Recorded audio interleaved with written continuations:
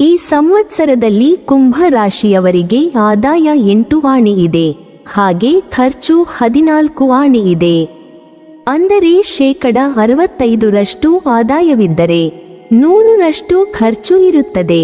ವೃತ್ತಿ ಜೀವನದ ವಿಷಯದಲ್ಲಿ ಸ್ವಲ್ಪ ಜಾಗರೂಕರಾಗಿರಬೇಕು.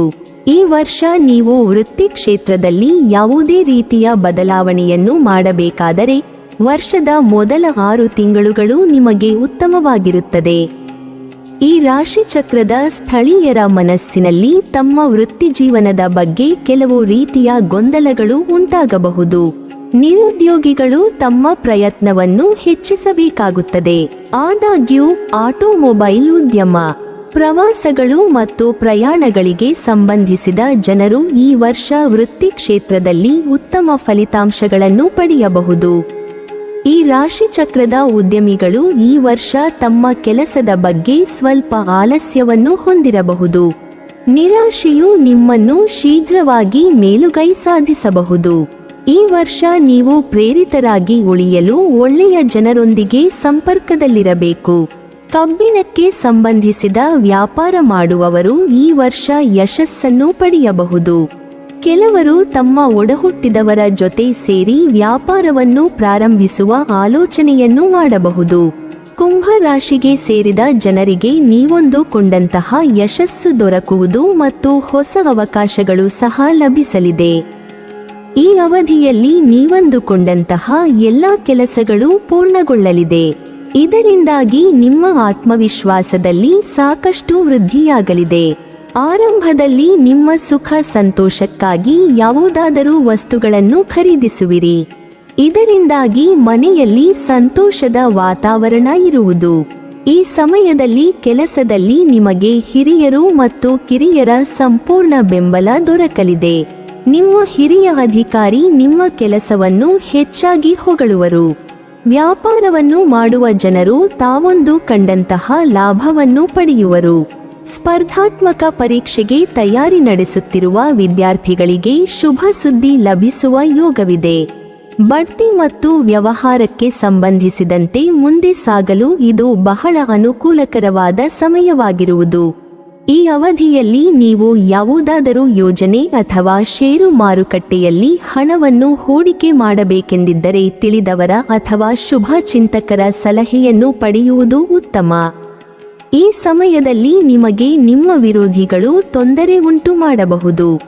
ವ್ಯಾಪಾರಕ್ಕೆ ಸಂಬಂಧಿಸಿದಂತೆ ನೀವು ದೊಡ್ಡ ಯಶಸ್ಸನ್ನು ಪಡೆಯುವಿರಿ. ಆರೋಗ್ಯದ ದೃಷ್ಟಿಯಿಂದ ಈ ಸಮಯದಲ್ಲಿ ನೀವು ಬಹಳ ಎಚ್ಚರಿಕೆಯಿಂದ ಇರುವುದು ಉತ್ತಮ. ಯಾವುದಾದರೂ ಹಳೆಯ ಯೋಗವು ಮತ್ತೆ ಕಾಣಿಸಿಕೊಳ್ಳುವ ಸಂಭವವಿದೆ. ಈ ಸಮಯದಲ್ಲಿ ವಾಹನವನ್ನು ಚಲಾಯಿಸುವಾಗ ಬಹಳಷ್ಟು ಎಚ್ಚರಿಕೆಯಿಂದ ಇರುವುದು ಉತ್ತಮ. ಇಲ್ಲದಿದ್ದರೆ ಗಾಯವಾಗುವ ಸಂಬಂಧವಿರಲಿದೆ. ಪ್ರೀತಿಯ ವಿಷಯವಾಗಿ ಸ್ವಲ್ಪ ತಪ್ಪು ತಿಳುವಳಿಕೆ ಉಂಟಾಗಬಹುದು. ನೀವು ನಿಮ್ಮ ಸಂಗಾತಿಯೊಂದಿಗೆ ಉತ್ತಮ ಸಂಬಂಧ ಹೊಂದದೇ ಇರಬಹುದು. ನಿಮ್ಮಿಬ್ಬರ ನಡುವಿನ ಈ ಸಂಬಂಧದಲ್ಲಿ ಬಿರುಕು ಉಂಟಾಗುವುದರಿಂದ ನಿಮ್ಮ ಚಿಂತೆ ಹೆಚ್ಚಾಗಲಿದೆ. ಈ ಅವಧಿಯಲ್ಲಿ ವಿದ್ಯಾರ್ಥಿಗಳ ಮನಸ್ಸು ಓದಿನಿಂದ ಬೇರೆಡೆಗೆ ಹರಿಯುವ ಸಂಭವವಿದೆ. ಈ ಸಂವತ್ಸರದಲ್ಲಿ ಕುಂಭ ರಾಶಿಯವರಿಗೆ 2% ಆರೋಗ್ಯವಿದ್ದರೆ ಅನಾರೋಗ್ಯ 3%. ಕುಂಭ ರಾಶಿಯವರು ತಮ್ಮ ಆರೋಗ್ಯದ ಬಗ್ಗೆ ಜಾಗರೂಕರಾಗಿರಬೇಕು. ಈ ವರ್ಷ ಸೋಮಾರಿತನವು ನಿಮ್ಮ ಮೇಲೆ ಪ್ರಾಬಲ್ಯ ಸಾಧಿಸಲು ಬಿಡಬೇಡಿ. ಇಲ್ಲದಿದ್ದರೆ ನಿಮ್ಮ ಆರೋಗ್ಯವು ಹದಗೆಡಬಹುದು. ಇದರೊಂದಿಗೆ ನಿಮ್ಮ ಆಹಾರ ಪದ್ಧತಿಯನ್ನು ಸಹ ನೀವು ಸುಧಾರಿಸಿಕೊಳ್ಳಬೇಕು.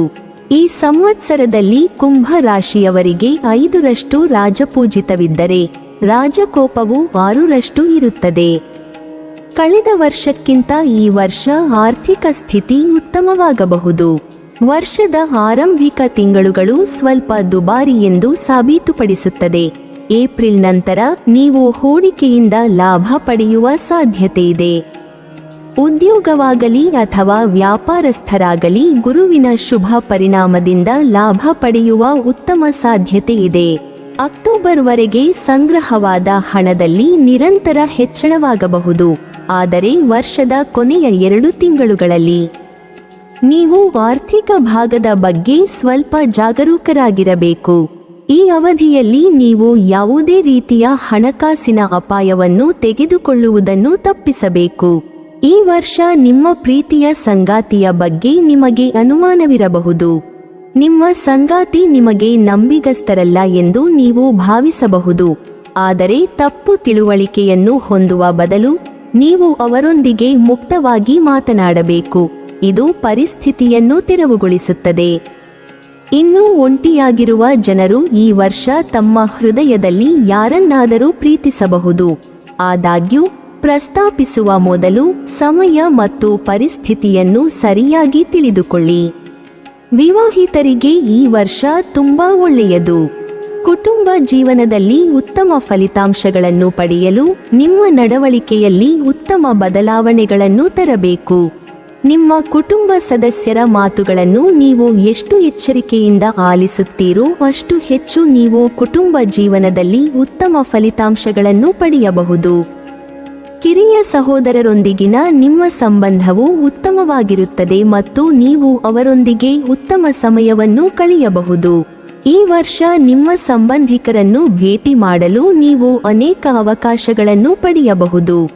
ಈ ವರ್ಷ ನಿಮ್ಮ ಹೆತ್ತವರ ಆರೋಗ್ಯದ ಬಗ್ಗೆ ಸ್ವಲ್ಪ ಜಾಗರೂಕರಾಗಿರಿ. ಈ ವರ್ಷ ಮದುವೆಯಾಗಲಿರುವವರು ತಮ್ಮ ಸಂಗಾತಿ ಮತ್ತು ಪೋಷಕರೊಂದಿಗೆ ಹೊಂದಾಣಿಕೆ ಮಾಡಿಕೊಳ್ಳುವಲ್ಲಿ ಕೆಲವು ತೊಂದರೆಗಳನ್ನು ಎದುರಿಸಬಹುದು. ಆದರೆ ನೀವು ಸಂಬಂಧದ ಬಗ್ಗೆ ಗಂಭೀರವಾಗಿರುತ್ತಿದ್ದರೆ ಪರಿಸ್ಥಿತಿ ಕ್ರಮೇಣ ಸುಧಾರಿಸುತ್ತದೆ. ಈ ಸಂವತ್ಸರದಲ್ಲಿ ಕುಂಭ ರಾಶಿಯವರಿಗೆ 3ರಷ್ಟು ಸುಖವಿದ್ದರೆ 3ರಷ್ಟು ದುಃಖವಿರುತ್ತದೆ. ಕುಂಭ ರಾಶಿಗೆ ಸೇರಿದ ಜನರಿಗೆ ಈ ಸಮಯ ಶುಭ ಫಲಗಳನ್ನು ನೀಡಲಿದೆ. ಈ ಅವಧಿಯಲ್ಲಿ ನೀವು ನಿಮ್ಮ ಆರೋಗ್ಯ ಮತ್ತು ಸಂಬಂಧಗಳ ಬಗ್ಗೆ ಹೆಚ್ಚಿನ ಗಮನವನ್ನು ನೀಡುವುದು ಅವಶ್ಯಕ. ಆರಂಭದಲ್ಲಿ ನಿಮ್ಮ ಪ್ರೀತಿ ಪಾತ್ರರೊಂದಿಗಿನ ತಪ್ಪು ತಿಳುವಳಿಕೆ ಅಥವಾ ವಿವಾದಗಳಿಂದಾಗಿ ಮನಸ್ಸು ಖಿನ್ನತೆಗೆ ಒಳಗಾಗಬಹುದು. ಈ ಸಮಯದಲ್ಲಿ ಮನೆ, ಕುಟುಂಬ ಮತ್ತು ಕೆಲಸಕ್ಕೆ ಸಂಬಂಧಿಸಿದಂತೆ ಬಹಳ ಯೋಚಿಸಿ ನಿರ್ಧಾರವನ್ನು ತೆಗೆದುಕೊಳ್ಳುವುದು ಉತ್ತಮ. ಈ ಸಮಯದಲ್ಲಿ ನೀವು ಕೋಪಗೊಳ್ಳದೆ ಮತ್ತು ಇತರರಿಗೆ ತೆಗಳದೇ ಇರುವುದು ಒಳ್ಳೆಯದು. ಆಸ್ತಿ ಮತ್ತು ಮನೆಗೆ ಸಂಬಂಧಿಸಿದಂತಹ ವಿವಾದಗಳು ನ್ಯಾಯಾಲಯದಲ್ಲಿ ನಡೆಯುತ್ತಿದ್ದರೆ ವರಿಷ್ಠರ ಸಹಾಯದಿಂದ ಸಮಸ್ಯೆಗೆ ಪರಿಹಾರ ದೊರಕುವುದು. ನೀವು ವ್ಯಾಪಾರ ಅಥವಾ ಯೋಜನೆಗೆ ಸಂಬಂಧಿಸಿದಂತೆ ಹಣವನ್ನು ಹೂಡಿಕೆ ಮಾಡಬೇಕೆಂದು ಯೋಚಿಸುತ್ತಿದ್ದರೆ ಈ ಅವಧಿಯಲ್ಲಿ ಸರಿಯಾಗಿ ಯೋಚಿಸಿ ನಿರ್ಧಾರವನ್ನು ತೆಗೆದುಕೊಳ್ಳುವುದು ಒಳ್ಳೆಯದು. ಈ ಸಮಯದಲ್ಲಿ ನೀವು ಕಾಗದ ಪತ್ರಗಳಿಗೆ ಸಹಿ ಹಾಕುವ ಮೊದಲು ಅದನ್ನು ಸರಿಯಾಗಿ ಓದುವ ಮೂಲಕ ಪರೀಕ್ಷಿಸುವುದು ಉತ್ತಮ.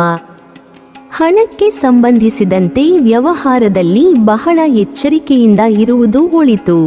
ಆರೋಗ್ಯಕ್ಕೆ ಸಂಬಂಧಿಸಿದಂತೆ ಈ ಸಮಯದಲ್ಲಿ ನೀವು ಬಹಳ ಎಚ್ಚರಿಕೆಯಿಂದ ಇರುವುದು ಅಗತ್ಯ.